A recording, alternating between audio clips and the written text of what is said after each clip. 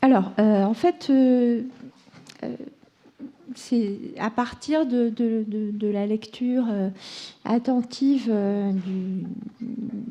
de l'ouvrage de Philippe Boutry et de Jacques Nassif que je me suis demandé comment j'avais abordé la question de ces individus qui, très nombreux au XIXe siècle, ont des visions, des apparitions, voient des fantômes, des spectres, entendent des poltergeists. Voilà, ils sont très nombreux quand même au XIXe siècle.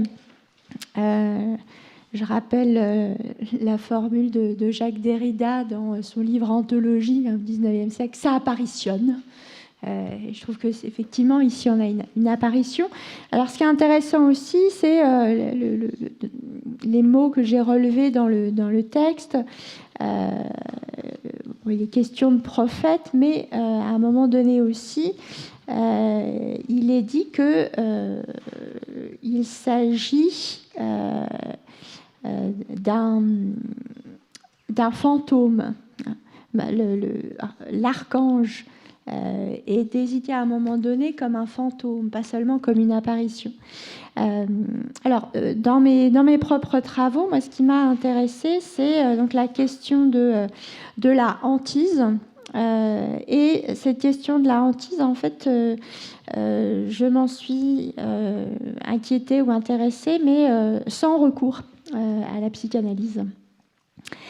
Sans recours à la psychanalyse et en essayant de partir d'une démarche qui est celle que cite également Laure Murat, qu'elle emprunte également à Alain Corbin, auquel je me réfère souvent, qui, dans un entretien accordé au magazine Vacarme, entretien qui s'appelait « Ne rien refuser d'entendre », le titre de l'article intéressant dans le cadre de ce séminaire, expliquait, donc je cite ici Alain Corbin, « L'historien part à la rencontre de ceux qui l'ont précédé, il essaie de revivre avec eux, il cherche à enfiler leur peau.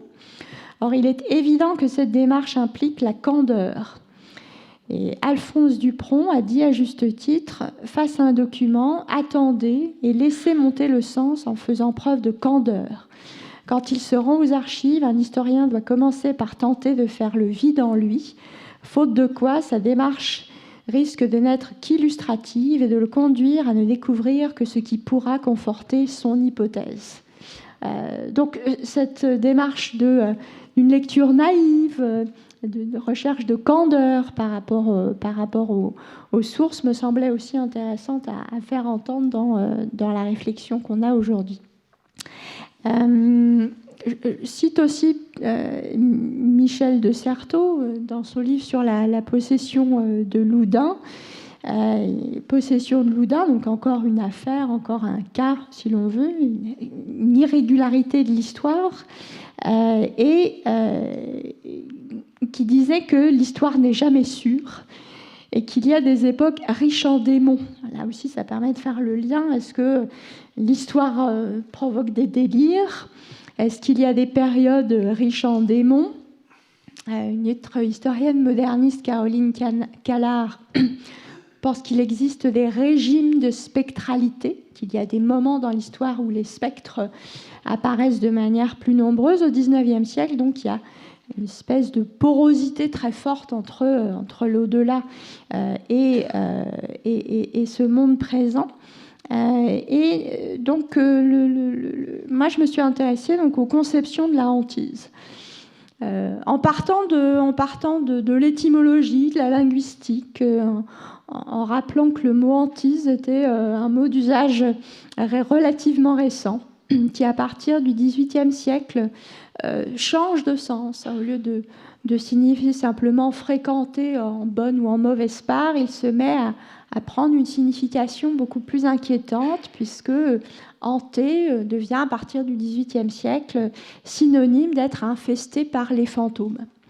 Et tout au long du XIXe siècle, la hantise est associée à des phénomènes étranges que l'on commence à qualifier de paranormaux, qui posent des problèmes nouveaux d'interprétation.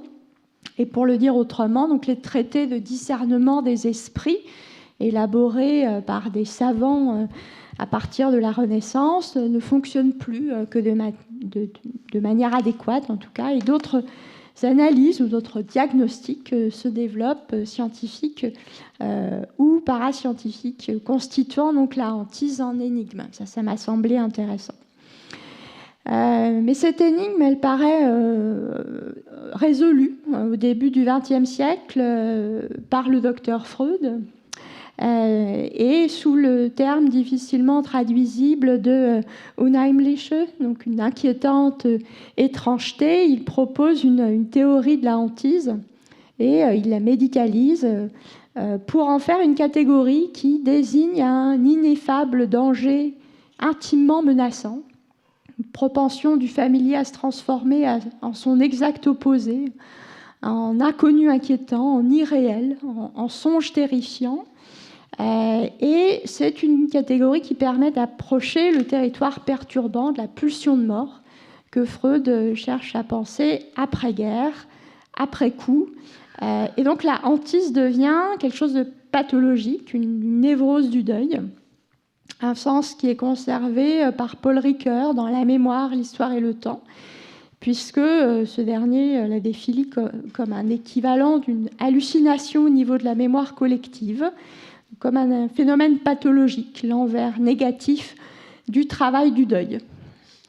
Et rappelons que la hantise a été repensée à partir des fantômes très nombreux, des soldats morts de la Première Guerre mondiale, et surtout à partir de traumas psychiques. Moi, je m'en suis débarrassée de cette notion-là. Je n'ai pas utilisé du tout cette notion-là de la hantise.